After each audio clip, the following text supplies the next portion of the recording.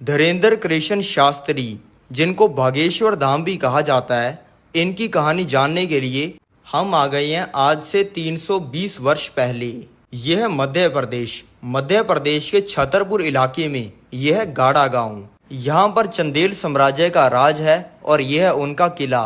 इसके पास में यह मंदिर जिसको बनाया है इस इंसान ने, जिनको हम सन्यासी बाबा कहते हैं। इनके बेटे हैं ये सेतुलाल गर्ग। ये सन्यासी बाबा ही आने वाले समय में धीरेंद्र कृष्ण शास्त्री के परदादा बनेंगे। ये अपने ही इस मंदिर के अंदर पुजारी हैं और ये चंदेल के राजा के सलाहकार भी हैं। इनकी ही सलाहों की वजह से चंदेल साम्राज्य इतना बड़ा बना है। आज चंदेल के इस राजा ने गांव के सभी लोगों को अपने किले के अंदर बुलाया है, जिसमें सन्यासी बाबा भी आए हुए हैं। सभी आए हुए लोगों को लग रहा है कि यहाँ पर पूजा होने वाली है, लेकिन चंदेल के राजा ने अपना बल दिखाने के लिए अपनी तलवार से इस गौ माता को बीच में से काट दिया है। इसको देखकर सन्यासी बाबा ने यह प्रण ले लिया है कि जब तक ये चंदेल साम्राज्य का विनाश नहीं कर देते, तब तक ये ना ही कुछ खाएंगे ना ही पिएंगे, और ये अपना घर और सलाहकार का काम छोड़ के अपने इस मंदिर के अंदर भक्ति करने लग गई हैं।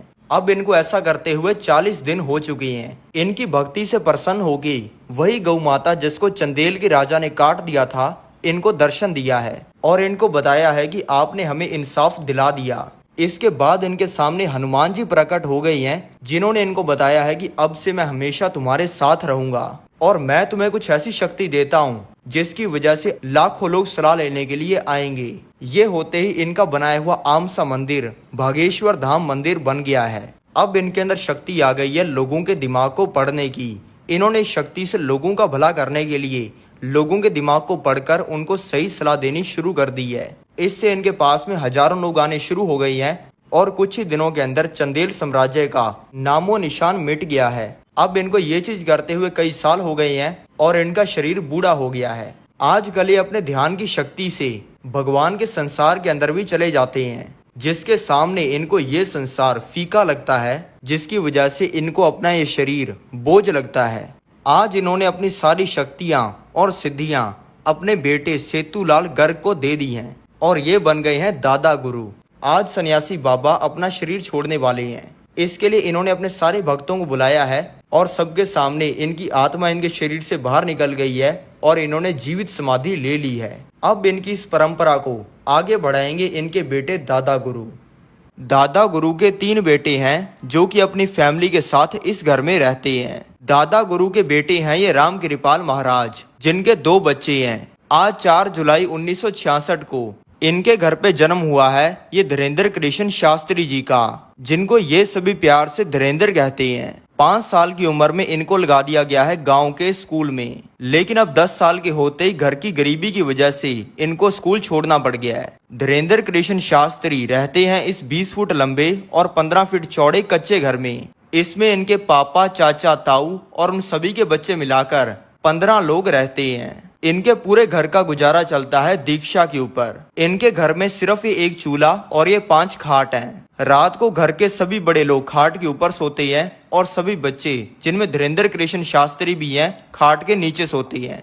इनके परिवार को जो ब्राह्मण होने की वजह से दीक्षा मिलती थी, वो अब मिलनी कम हो गई है और इनके पिता ने काम करना छोड़ दिया है, जिससे अब इनके पास में खाना खाने तक का पैसा नहीं है। अभी ये 10 साल के बच्चे हैं और इनके पड़ोसी ने गांव का पहला टीवी अपने घर पे लगाया है। ये सभी बच्चों के साथ डेली रोज रात को 9 बजे टीवी देखने आते हैं। आज इनको ऐसा करते हुए 14 दिन हो चुके हैं और आज है 15वां दिन। बाकी बच्चे तो 9 बजे टीवी देखने आ गए थे, लेकिन इनको कुछ अर्जेंट काम हो गया था, इसलिए ये पहुंचे हैं 9:15 पे। लेकिन इनके आते ही ये पड़ोसी जिसने अपने घर पे टीवी लगवाया हुआ है, इसने सबके सामने ये बोलकर कि ये गरीब यहाँ पे रोज टीवी देखने आ जाता है, टीवी को बंद कर दिया है। ये होने के बाद ये रोते हुए अपने घर पे आ गई हैं। इनकी माता ने इनसे पूछा है कि बेटा आज बहुत जल्दी आ गई। इन्होंने कहा है कि हाँ, आज लाइट चली गई थी। 2 घंटे छिपकर रोने के बाद इन्होंने ये ठान लिया है कि अब से मैं किसी के घर पे टीवी देखूंगा नहीं, बल्कि टीवी पर आऊंगा। इनका पूरा परिवार ब्राह्मण है, इसलिए ये पूजा पाठ करने के लिए लोगों के घर पे जाते रहते हैं। कई बार जिन लोगों के घर पे टीवी होता है, इनको कह देते हैं टीवी देखने के लिए, लेकिन ये तब भी नहीं देखते हैं।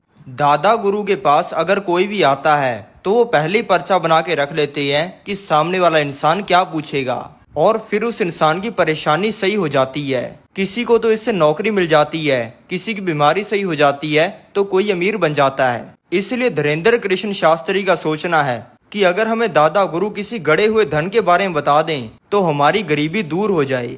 इसलिए आज सुबह 9 बजे ये बागेश्वर धाम मंदिर पहुंच गए हैं, जहां पे इन्होंने गड़े हुए धन के लिए अर्जी लगा दी है और ये भीड़ के अंदर बैठ गए हैं। अब दादा गुरु ने भी इनको बुला लिया है। इन्होंने सबके सामने दादा गुरु को कह दिया है कि तुमने आज तक हजारों लोगों की जिंदगी बदली है, हिम्मत है तो हमारी बदल के दिखाओ। ये सुनते ही दादा गुरु ने इनको रात को आने के लिए कह दिया है। फिर रात को धीरेन्द्र कृष्ण शास्त्री पहुंच गए बागेश्वर धाम मंदिर, जहां पे जाते ही इनके दादा इनका हाथ पकड़ के ले गए इनको हनुमान जी की मूर्ति के सामने। जाते इन्होंने कह दिया कि आज से ये तेरे और तू इनका, और ऐसा कहते इनको भगवान का प्रकाश दिखा। और फिर आखिर में इनके दादा ने इनसे कहा कि तुम यहाँ पे पर्चा बनवाने आए थे, लेकिन अब तुम पर्चा बनाने वाले बन चुके हो। ऐसा होने के बाद ये नहीं है कि इनको सिद्धियां मिल गई हैं। इन्होंने दादा गुरु के कहने पर 2 साल पहाड़ों में जाकर अकेले साधना की है, हिंदू धर्म के दर्जनों ग्रंथ पढ़े हैं और दिन रात संतों की सेवा की है।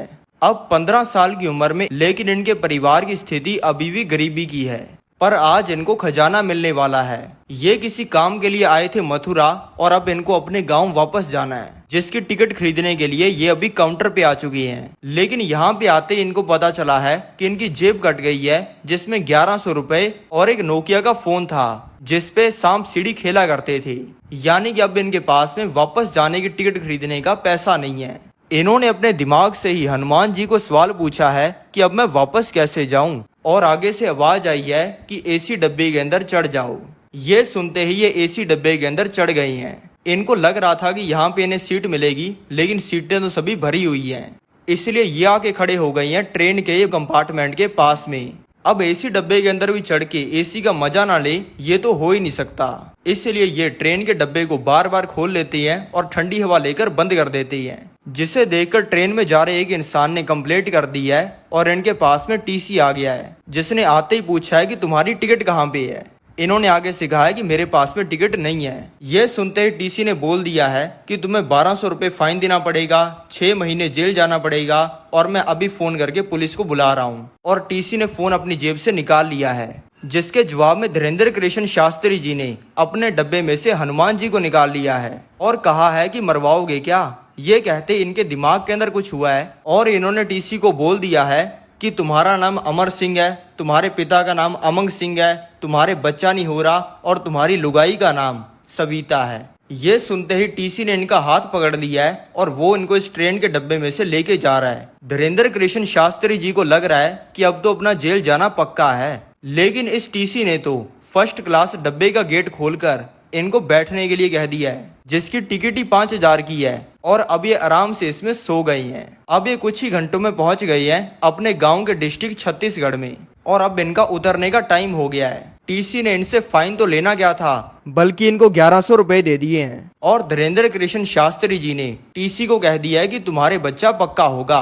अब धीरेन्द्र कृष्ण शास्त्री जी ने सोच लिया है दरबार लगाने का और लोगों का भला करने का। इस दरबार को कभी अंधेरी के अंदर पेड़ के नीचे, या हड्डियां जमा देने वाली सर्दी में टेंट के अंदर, या फिर जून जुलाई की गर्मी में कमरे के अंदर बैठकर लगाते हैं।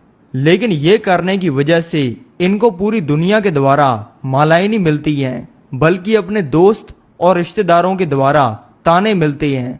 सभी इनको कहते थे कि और बाबा जी, लोगों का भला करके खुद का कितना भला कर लिया। इनके दोस्त ने कहते थे कि बाबा जी, आपके दादा गुरु हमारा क्या भला करेंगे, वो तो आपका ही भला नहीं कर पाए। लेकिन धीरेन्द्र कृष्ण शास्त्री जी को इन तानों से तोड़ने की तो बहुत कोशिश की गई है, लेकिन इनको ये ताने तोड़ नहीं पाई हैं। इन्होंने अब दरबार लगाने लगातार शुरू कर दिए हैं, लेकिन इनके दरबार में 5 लाख लोग नहीं आते हैं, बल्कि सिर्फ 5 लोग आते हैं। इस समय में ऐसा लग रहा है जैसे भगवान इनकी परीक्षा ले रहे हैं और ये देख रहे हैं कि धीरेन्द्र कृष्ण शास्त्री अपनी इन शक्तियों से लोगों का भला करते हैं या फिर अपना भला करते हैं। इतनी दिव्य शक्तियां होने के बावजूद ये किसी से 1 रुपया नहीं ले रहे किसी की समस्या का उसे समाधान बताने के लिए। भले इनके दरबार में आईएएस ऑफिसर आ जाए या फिर मंत्री आ जाए, लेकिन इनके दरबार में पहले पर्ची उसी की लगती है जिसकी पहले पर्ची लगनी चाहिए। इनकी ये दिव्य शक्तियों को देखकर इनके पास में बहुत सारे कोई बुरा काम करने के लिए लाखों करोड़ों रुपए के ऑफर आते हैं, जो कि इनकी गरीबी को झट से खत्म कर सकते हैं, लेकिन ये हर किसी बुरे काम को मना कर देते हैं। अब इनको ये करते हुए कई साल हो गए हैं और इनकी उम्र हो गई है 26 साल की। अब इन्होंने अपने दादा के मंदिर बागेश्वर धाम के पास में दरबार लगाना शुरू कर दिया है और अब इनके पास में कई सौ लोग डेली आने शुरू हो गए हैं। आज इनके पास में ये कुछ यूट्यूब चैनल वाले लोग भी आए हैं जो कि इनको रिक्वेस्ट कर रहे हैं इनकी वीडियो यूट्यूब पे डालने के लिए। धीरेन्द्र कृष्ण शास्त्री जी ने हाँ कर दिया है और इन्होंने अच्छे से शूट करके इनकी पहली वीडियो यूट्यूब पे अपलोड कर दी है, लेकिन किसी को भी पता नहीं था कि क्या होने वाला है। रातों रात इनकी ये वीडियो वायरल हो गई है और इनकी वीडियो को व्हाट्सएप, टेलीग्राम, इंस्टाग्राम, यूट्यूब हर जगह पे शेयर किया जा रहा है और भारत के हर नागरिक के फोन में यही चल रही हैं। ये देखकर इनके पास में और ज्यादा लोग और मीडिया वाले आने लग गए हैं और देखते ही देखते इनका ये दरबार बढ़ता जा रहा है। और अब 2024 में धीरेन्द्र कृष्ण शास्त्री जी के बागेश्वर धाम पंडाल में कई बार तो 10 लाख लोग भी आ जाते हैं, जिनको बागेश्वर धाम सरकार प्यार से पागल कहते हैं। और आज भी ये 10 लाख लोगों के सामने वही सेम चीज करते हैं जो कि ये आज से 5 साल पहले 10 लोगों के सामने करते थे। ये सामने वाले इंसान के बोलने से पहले पर्चे पर लिख देते हैं कि आपके घर पे चोरी हुई है, किस इंसान ने चोरी की है, आपकी शादी कब होगी, आपको कौन सी बीमारी है, आपका क्या नाम है। और अगर कोई बागेश्वर धाम सरकार की परीक्षा लेने की कोशिश करता है तो बागेश्वर धाम सरकार वो चीजें भी बता देते हैं जो कि सामने बैठे इंसान के अलावा किसी को नहीं पता होती। बागेश्वर धाम अगर बाहर के देशों के अंदर भी पंडाल लगाते हैं तो वहां पर लाखों की भीड़ आती है। भारत देश में शायद ही ऐसा कोई है जो कि धीरेन्द्र कृष्ण शास्त्री जी को नहीं जानता। मैं चाहता हूं धीरेन्द्र कृष्ण शास्त्री जी अपने सारे सपने पूरे करें और पूरी दुनिया को सनातन धर्म के बारे में पढ़ाए। तो मैं आपसे मिलता हूं अगली वीडियो में। जय बजरंग बली, जय श्री राम।